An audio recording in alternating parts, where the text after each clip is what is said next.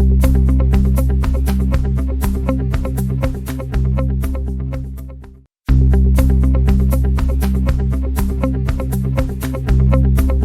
is that correct, sir? That's correct. Thank you. All right, sir. It is very nice to have you in the junction today. Yes. All right, so I'm sure that a whole lot of people know you, and some, just very few, have seen you before. Yeah. But regardless, like it's a tradition on the junction already. I like you to greet our listeners at home. Yes, thank you very much for bringing me on your show.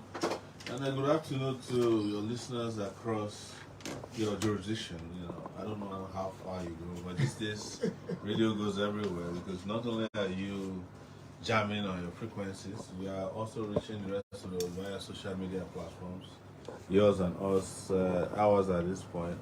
So it's great to be here, and I hope to engage in the next few minutes with our man, the VJ here today at the junction.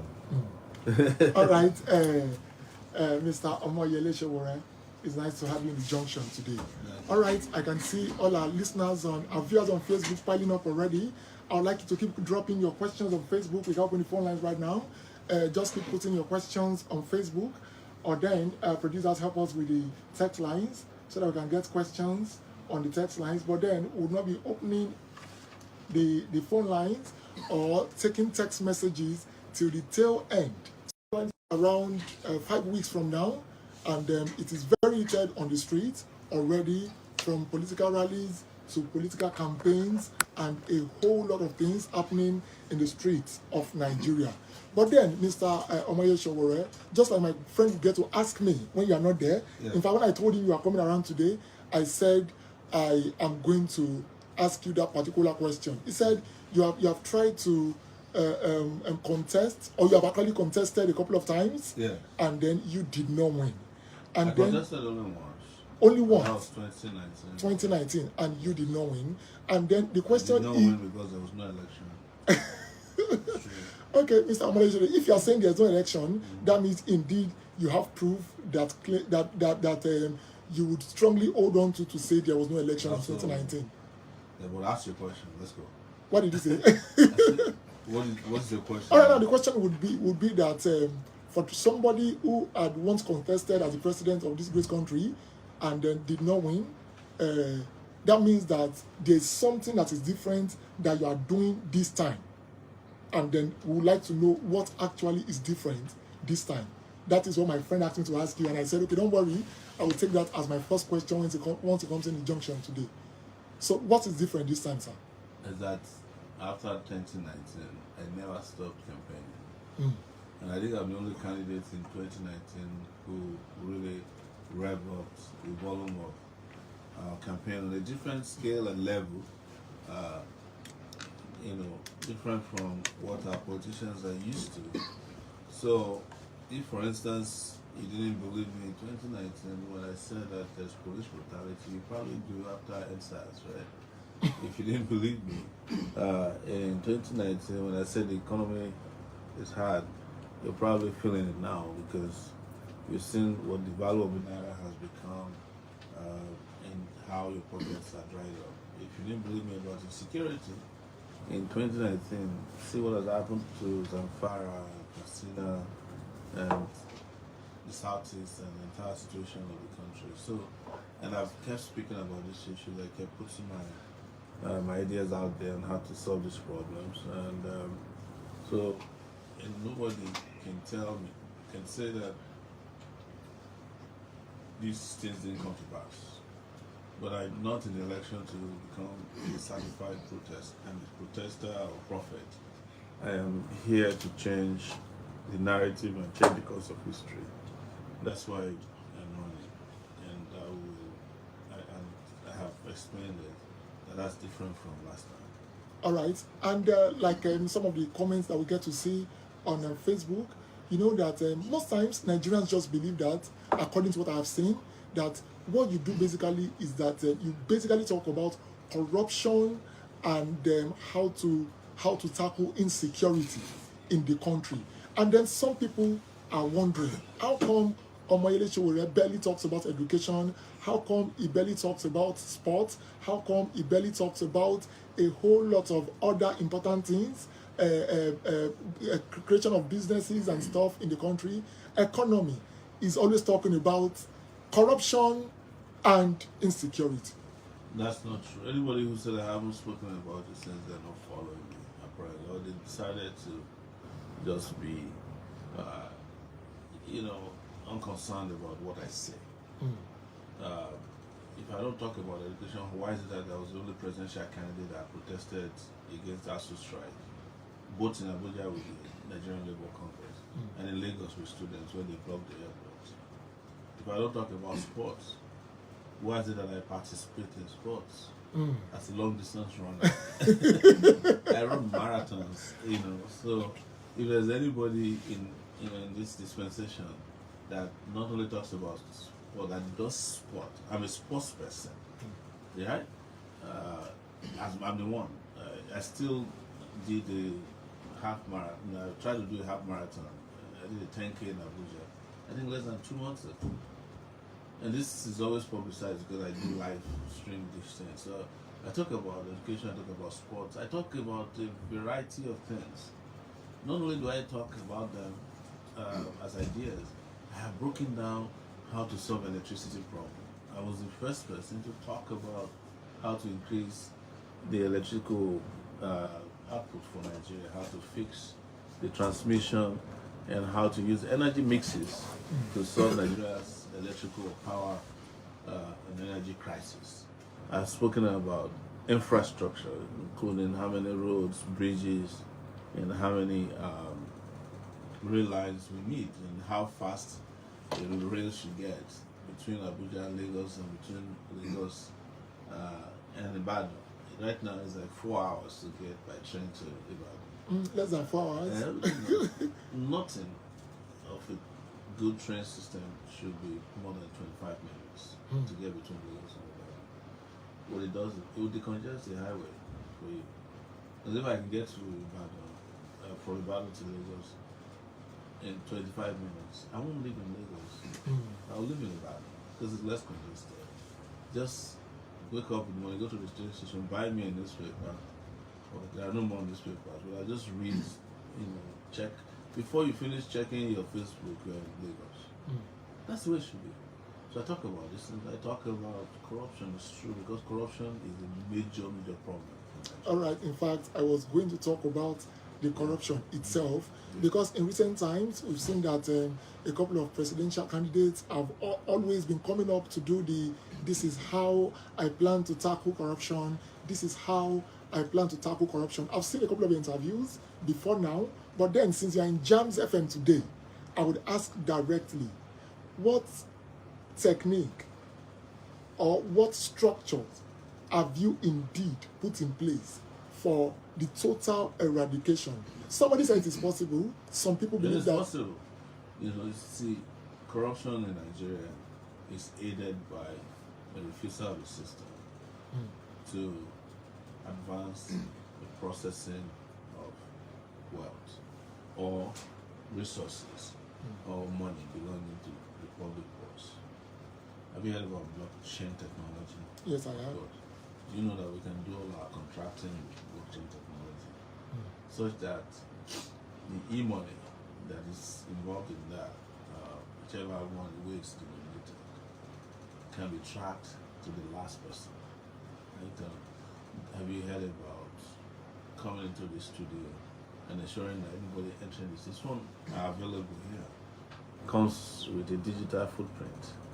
You can use a fingerprint to enter the studio. At the end of the day, you can go back and check on the computer how many people enter the studio officially. So if something goes missing in this studio, you know the first person to comment and the last person. What about cameras? You understand that you install everywhere where there are public officers working, officials working, so where they do licensing or where people queue up to get anything done. The banks are using that. You can't work in a bank and be counting money and be stealing it. If they review the video right above your head, won't they catch you? They will. So it doesn't mean that these things by themselves will eradicate corruption. but it will reduce it significantly, especially if you get rid of paper. You know, I went to a university to try to use the hall, and they're still writing receipts. Those are part of the reasons why there is corruption in the system. If you go to Ghana and you get to the immigration, and you have to pay for maybe excess things you buy from duty free as banned in their country, the customer will not touch your money. He will give you a paper. You're going to pay. There's a bank right in front of the place. The moment you pay the bank, the charges you paid reflects in government account right there. But in Nigeria, custom will still be writing you paper. You will go and you pay him in cash. You will go and say there's no change. It takes your change. You don't even know whether the money you pay gets to the government. So those are very just limited ways of eradicating corruption. All right, but in big time corruption, of course, you have to do by enforcement. Eradicating them also includes technology, but it also includes enforcement and punishment. All right, Junction people, we still have one of the presidential candidates, yes, in the forthcoming presidential election in Nigeria for AAC party, that is Omoyele Sowore. We are streaming live on Facebook, Jamz, 100.1 FM. I can see a couple of questions already, but then I would like you to keep the questions coming in. Just drop your questions on Facebook, Jamz, 100.1 FM, or you drop your questions on our text lines 0810-055-6373, 0810-055-6373.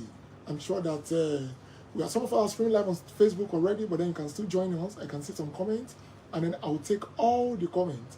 All right, Mr. Omoyele Sowore, do you know that some people actually see you more as a human rights activist than they see you as a politician? What is the job of the politician? It's not to protect the rights of people that they are elected to protect. That's the primary job of the politician. But I know what people mean when they call somebody a politician. They're just practically calling you a thief or a dishonest person. So that's why I don't like to be referred to as a politician. But then either you're a politician or you're a human rights activist rather, there's still a reason why you are asking Nigerians to trust you. Because yes, over time, to trust politicians in this age, it is something that is almost impossible. Omoyele Sowore, Mr. Omoyele Sowore, why should we trust you? You should trust me because I have demonstrated over 3 decades that I can be trusted. Anybody who can put his life on the line for a cause should be trusted. Right? Politicians don't do that. They will never make any sacrifice.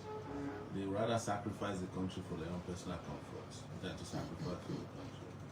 And in 3 decades I have done this, I have unblemished record. I've never been involved in any shady business before, never collected a contract from government. Even when I started the news platform Star Reporters, one of the first decisions we took was not to accept government advertisement, so that nobody uses government money to put their foot in the door. And there's just so much out there that I've done with my life in these last 3 decades that shows character, that shows integrity, that shows resilience. And if you have all these qualities combined together, you can bank with the person. All right, now, the trust... The question is, who would you rather bank with? Atiku, Sowore, Tinubu? Who would you keep your money with? Well, I'm a media personality. No, I'm asking the rhetorical question. I understand. I'm just saying, well, yes. I'm a media person. If the of us are a bank, where will you put your money? People like us, we bank.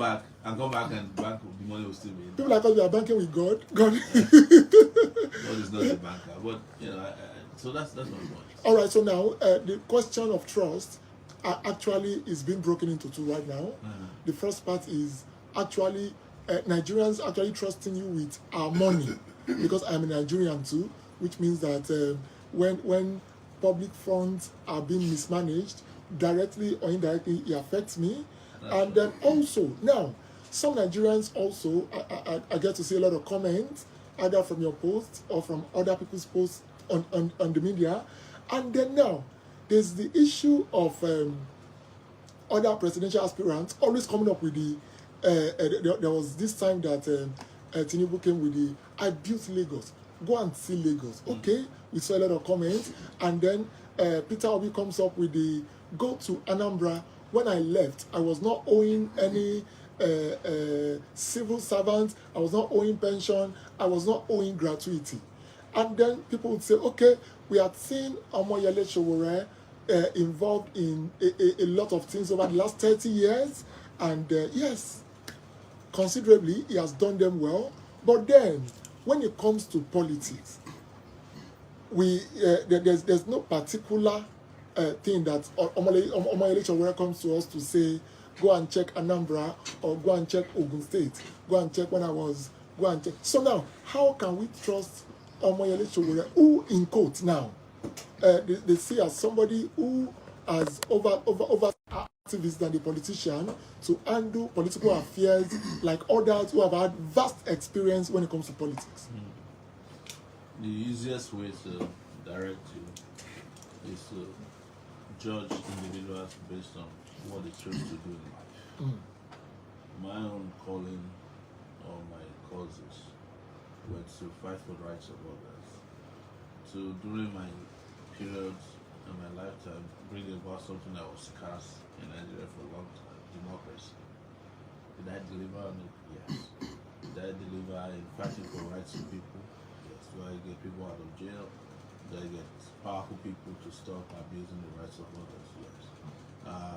Even if you look at the entrepreneurial side of me, this guy creates a global company. Of course. And it's called Sahara Reporter. Even though I hate to refer to myself as an entrepreneur, I've been a teacher, a university lecturer for more than 10 years before I came to Nigeria in 2019 when I got arrested. So I have done what I chose to do very well for 30 years. If I was to be a soldier, I'll be a general right now, or probably retired. And I would have won wars and defeated enemies of my nation. So what has happened to me is that I wasn't a soldier, but I've also fought and defeated a lot of enemies of our nation and our people. That's what matters. When you listen to the other people you mentioned, one built the biggest ghetto in the country of Africa called Lagos. He ghettoized a part of it and deodorized a part of it, but it's still Lagos, not a town or city to be proud of. The other person who says go and verify, you can verify that he had no achievements. He said he paid pensioners. Soludo came out recently and said he's the one who just cleared pensioner money for 20 years, including the period that he was governor of the state. He said that he left investment that was worth $100 million. When we went to verify, I discovered that he actually put the money of the state in his personal business, and the investment has dwindled to nothing, practically. So, you want to talk about Atiku, who was vice president for 8 years, and they ruined the education sector and gave themselves licenses to operate universities, so that the universities can be going on strike on a regular basis. Why they build personal institutions, higher institutions from which to fleece the public and left the public institutions to rot away. So, are you talking about Papansu? Papansu has been in every government since 1999. He was Minister of Defense, he was a senator, he was two-term governor. He ran a state Kano, he just came from Kano, that has the highest number of out-of-school children. You understand? Again, go and verify. Nothing to verify. These are what my opponents are selling to snake oil. Not me though. They're selling it to Nigerians. Well, you are repeating it. All right, Mr. Omoyele Sowore. I'd like to go on a short musical break right now. But then, before I do, I've seen a lot of a lot of elections, at least quite a few, happen in this country.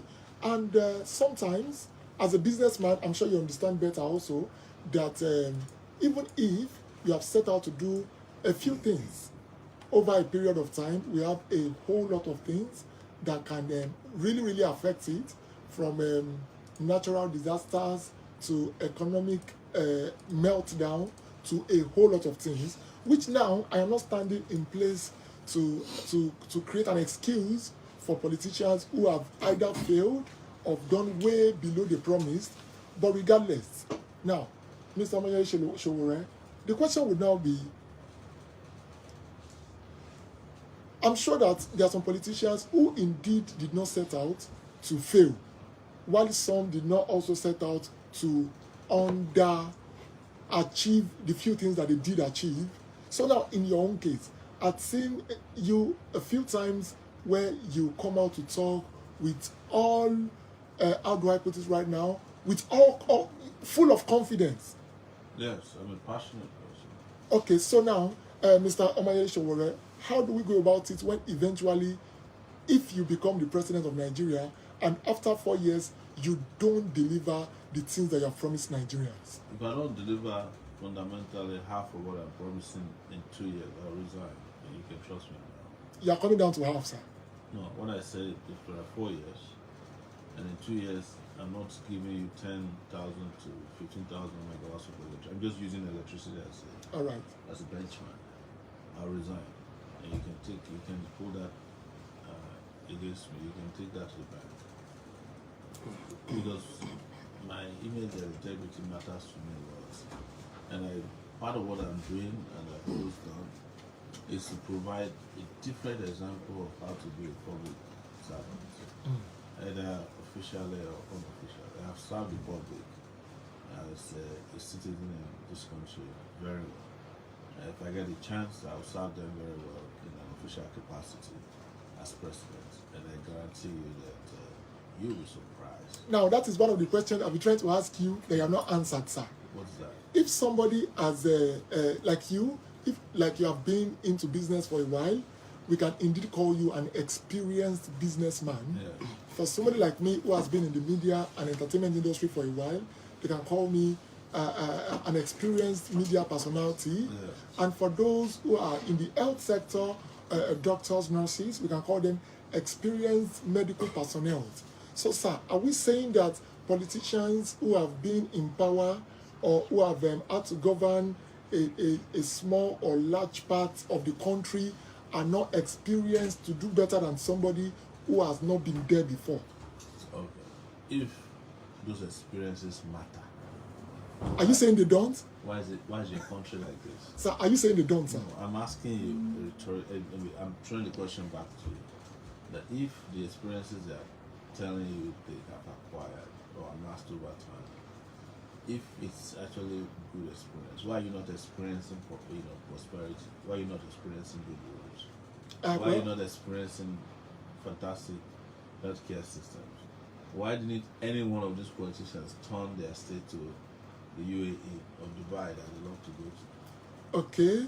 If no one has 8 years as a governor of a state, even if you can't turn the entire state around, you should be able to turn the capital of the state into something that people say like, wow, who is the governor of the state? Those are the kind of leaders we should be talking about, not the people who met their state worse. They met it terrible and they left it worse than they met it. And those are who our opponents are. But they are very quick to provide you with, oh, I'm a governor. Some of them will even reveal to you that they got awards, fake awards, or they package awards for themselves.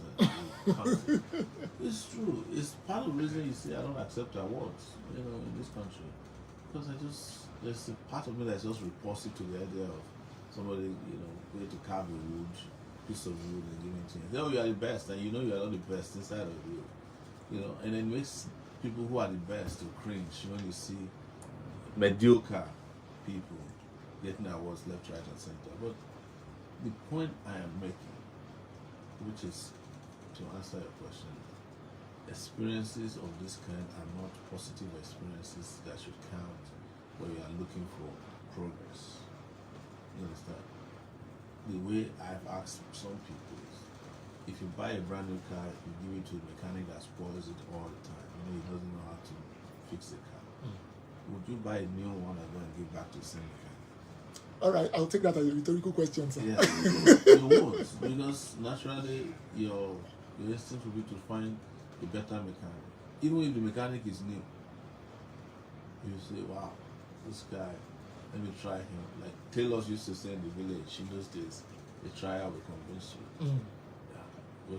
With experienced politicians, it's a trial will confuse you. Nigeria, they use computer. The leaders of Nigeria, they use radio where they turn the knob.